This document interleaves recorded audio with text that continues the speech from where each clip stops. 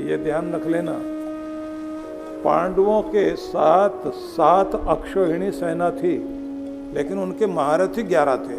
कौरवों के साथ 11 अक्षौहिणी सेना थी, पर उनके जो महारथी थे, कमांडर थे, वो 7 थे। तो समझाने का एक तरीका ये भी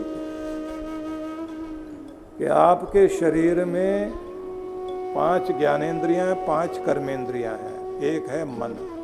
ये आपकी फौज है। इसको चलाने वाले कौन होने चाहिए? कि समझ लीजिए फौज को चलाने वाले अगर दुर्योधन की तरह हो जाएं, उसके पास 11 अक्षौहिणी सेना थी, लेकिन चलाने वाले कौन थे?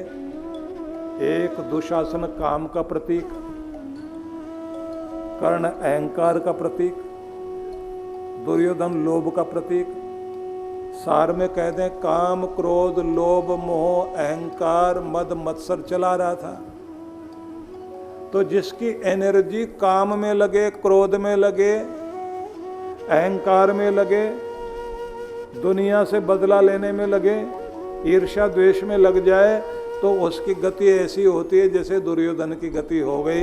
लेकिन जिसने उलट दिया बात को, व्यक्ति के अंदर लोभ नियंत्रित हो, लोभ हो अच्छे गुणों का, कामना हो कुछ अच्छा बनने की, और अहम हो स्वाभिमान कि मैं परमात्मा का के हाथों से गढ़ी हुई कृति हूं, मेरे अंदर का परमात्मा जागना चाहिए। तो जो अपनी शक्ति को, मतलब ये जो ताकत है आपकी, इनसे काम क्रोध लोभ मोह आदि को कंट्रोल करके चलाने वाला बन जाए, तो उसकी गति इस तरह होती है जैसे युधिष्ठिर और अर्जुन की हुई, विजय भी मिला और साथ में साम्राज्य भी प्राप्त हुआ। मतलब आपके घर में जो अग्नि जलती है चूल्हे में, वो अगर आपके नियंत्रण में है, खाना पकाइए, आनंद लीजिए। और यदि नियंत्रण से बाहर हो गई तो क्या कर सकती है, तो आपको पता ही है। कंट्रोल में अग्नि है तो आपकी सेवा करती है, अग्निदेव सेवा कर रहे हैं। आपके कंट्रोल में है, हवा टायर में भरी हुई है, वहां तक तो ठीक है। और अगर फट के बाहर आ जाए टायरों से, तो कंट्रोल से बाहर हो गई ना, गड़बड़। बस ऐसे ही समझते चले जाइए, जो आपके घर में, जैसे आप नौका चलाते हैं ना पानी में,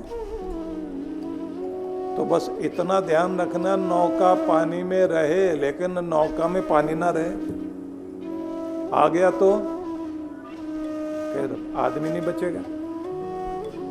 तो जिसने ये कंट्रोल करना सीख लिया, समझ लीजिए उसने उद्धार करना सीख लिया। और जो नियंत्रण नहीं कर पाया, फिर उसका विनाश होगा ही होगा। तो गीता ने ये भी समझाया।